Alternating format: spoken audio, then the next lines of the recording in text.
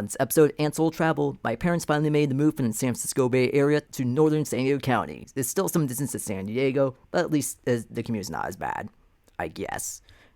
For this episode, we are going to check out how to get from northern San Diego County to San Diego, and check out all the attractions around the area and run some errands there as well. Welcome to Ansel Travel. My parents live in northern San Diego County in Vista. Vista is pretty much a mainly agricultural town. Now that's pretty much mostly suburbanized and now has industrial areas. Now pretty much there, and my parents got a house and still live like about roughly 30-ish miles to San Diego. My dad was still okay with the commute there. And for there, it's good to see how in a couple other ways to get to San Diego from northern San Diego County in Vista. For there, the most part we took down was the Sprinter. The Sprinter North County Transit District is the transportation system for northern San Diego County, still part of San Diego County Association of Governments, or SANDAG, which along with San Diego Metropolitan Transit System, or SDMTS, is mainly for San Diego and southward to the border. Sprinter, which is a diesel hybrid light rail heavy train. So for there, it does make it commute much easier. However, it's still a bit ways to get there from the house, so at least it got the house there in time. And also see going the westbound train. Westbound train was going to Oceanside, but I want to take a bit and just go there by coaster. But I already did that before in my previous videos, going from Oceanside to San Diego by coaster. But this time, I want to try one of the SDMTS Rapid buses, the 235. Well, at that point, get from going to Vista to Escondido, and then on the Sprinter, and then take the MTS Rapid 235 to all the way down to San Diego.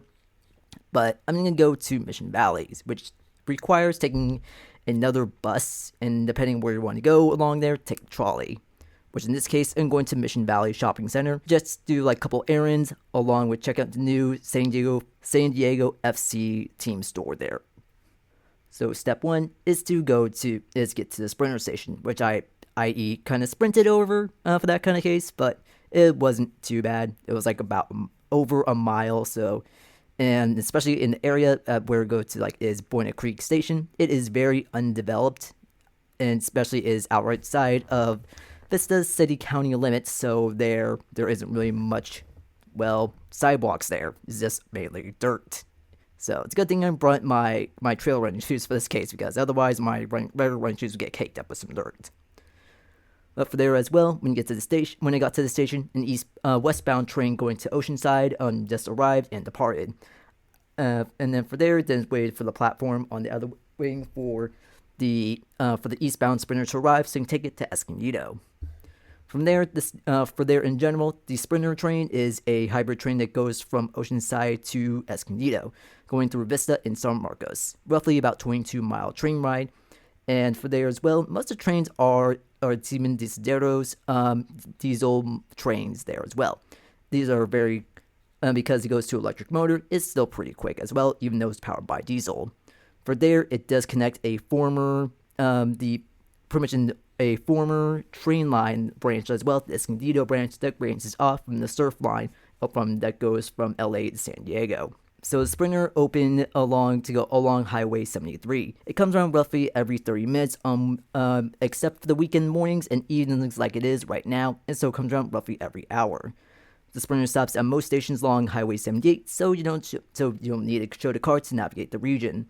The Sprinter has stops right by growing Cal State San Marcos, along with a student body of over 15,000 and growing, and also Palomar College as well. And Escondido was the final stop. For there, we all exited the train, and then for the people who want to go down to San Diego, we took the Rapid 235 from San Diego Metropolitan System towards San Diego. The Rapid 235 is a bus rapid transit route with limited stops to downtown San Diego, with a regular fare of $2.50. Along with, if you use a Pronto card, you get to use up to 3 hours of transfer.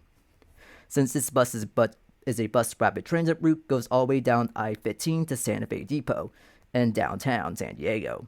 Seats have a ton of cushions for an over an hour bus ride. Especially is good going along I-15 can shake a bus a bit little. There are limited stops along the route to transit centers that bus can take exit for along the highway median stops in San Diego as well.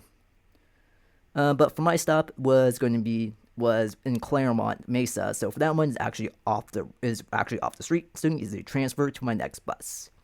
But for there, we went to Rancho Bernardo Rapid Stop. There was an upcoming transit-oriented affordable housing called Skyline, making easy commute for the 26 miles at that point to downtown San Diego on the Rapid. So especially to make it affordable for people who need it. Next stop at Sabre Springs, which was a huge garage with a bus depot and only shared with 4 other bus routes. So, but MTS really needed a garage that big? It was the only stop that had a huge garage, interestingly enough. Maybe? I don't know. At Claremont Mesa, which was my stop, which was actually stopped on the street, and along a couple other stops there before it went back on I-15. I thought the stop was catch Local 20 to go to take the bus towards Fashion Valley. However, due to road work, the stop was out of service and I missed the bus as relocated the bus stop elsewhere. Yeah. Oh well, going back to Claremont Mesa stop, I went to Local 44 bus to Old Town to take to the Green Line trolley to Mission Valley Center. When I got to Mission from Claremont Mesa Road, on the 44 bus, we went west and then south through Kearny Mesa, a mainly commercial industrial neighborhood with many Asian restaurants, which most of the area was developed in the 1960s. And then through Linda Vista for the quick diversion through San Diego Mesa College and by University of San Diego. Checking on the transit app, the bus would not arrive in Old Town on trolley before the trolley does at Rio Vista. So for there, I decided to get off at Rio Vista and arrive just in time.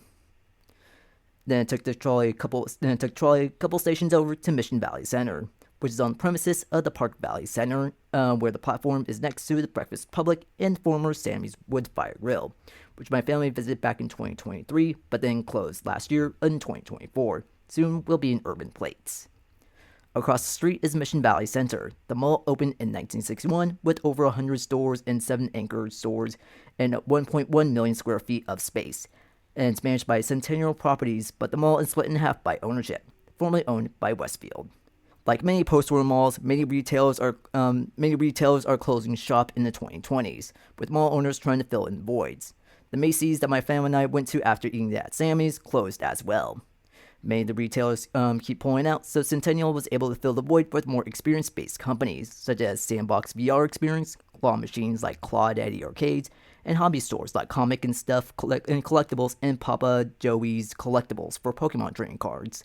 Many GameStops have been closing, such as my local one at the outlets in Orange, back in Anaheim and next to Orange, which closed earlier this year, back in January 2025. But for this Mission Valley location, this GameStop was thriving with video game purchases and also trading cards, which I kind of went on a trading card buying spree both at GameStop and comic stuff. Unfortunately, I didn't go to Papa Joey's, but I got a good amount of cards anyway. There's one more store that I went to, which was San Diego Football Club, or San Diego FC, for their team store, which is actually here. The featuring merchandise of the brand new soccer team for the Major League Soccer, rivaling the Los Angeles MLS teams of LA Football Club and LA Galaxy. San Diego FC will play at Snapdragon Stadium for this season 2025, located 3 stations away at Stadium Station at Snapdragon Stadium. From the store, I got a pin, which is only $5. I did not get a hat since it was all flat billed and not rounded like I wanted. But I'll buy a shirt at a later date at a match. Then ate at Panera, which is using my unlimited Sip Club subscription, got a soda and coffee for $12 once for every 2 hours. And I got a Caesar salad for there. However, when I was thinking how many Panera Breads are there that are nearby trolley stops? And surprisingly, there are other locations that are close to one. Such as here as Mission Valley Center, along with Santee Town Center, a couple blocks down Arnell Avenue, at Rosemont Center, next to Tilter Name Shopping Center, a couple of blocks from downtown Courthouse as well.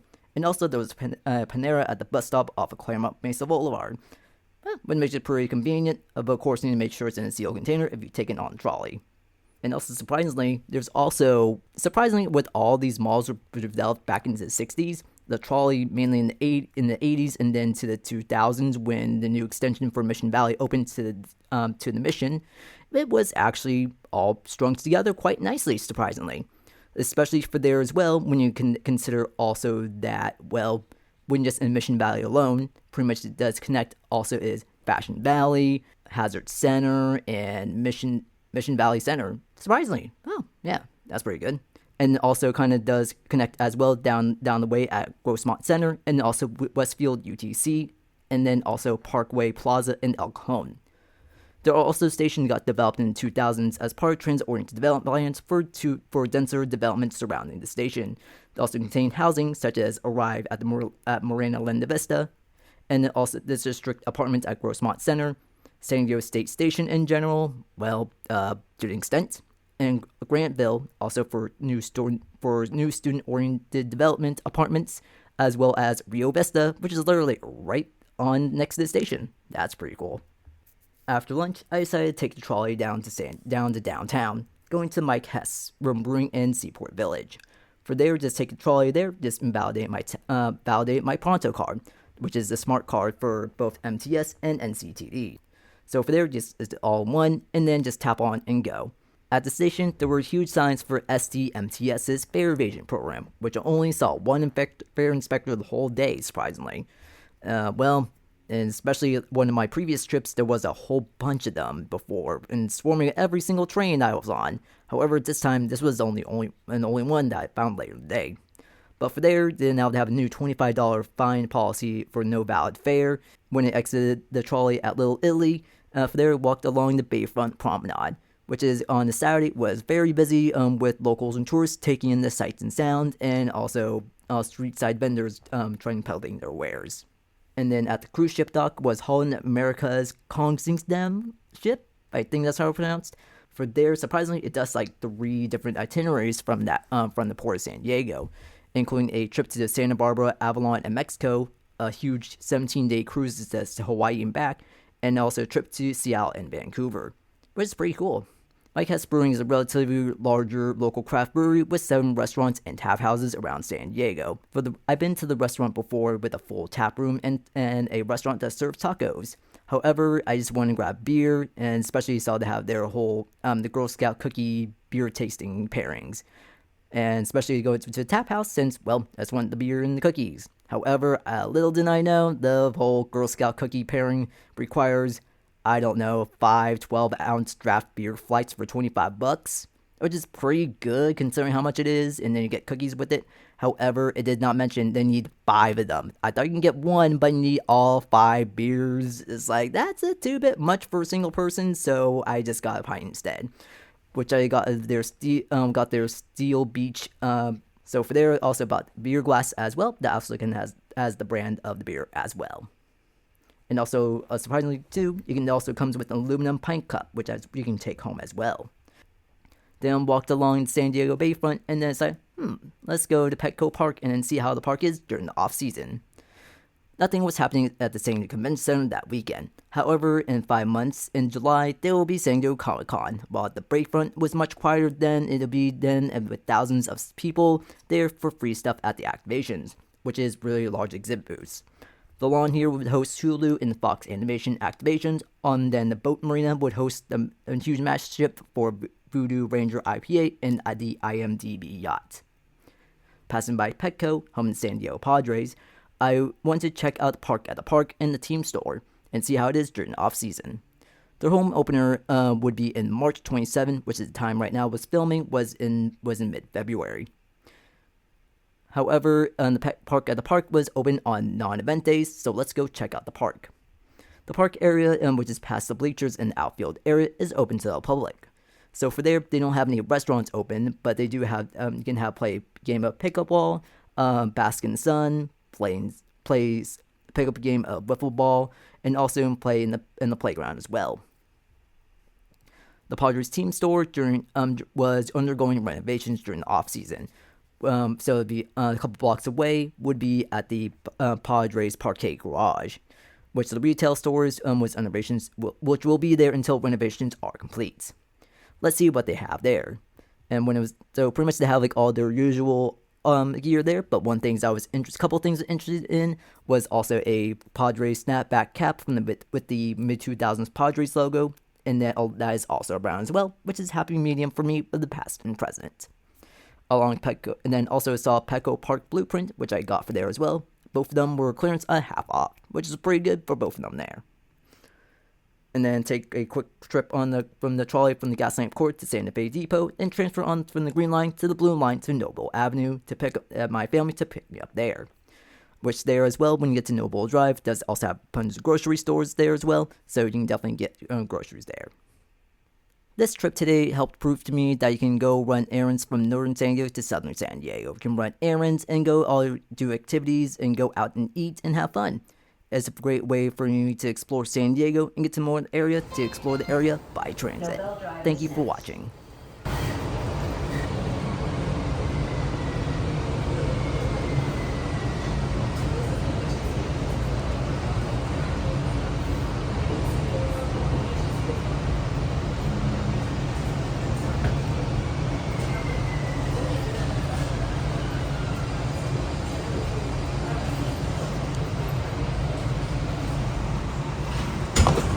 Bell Drive.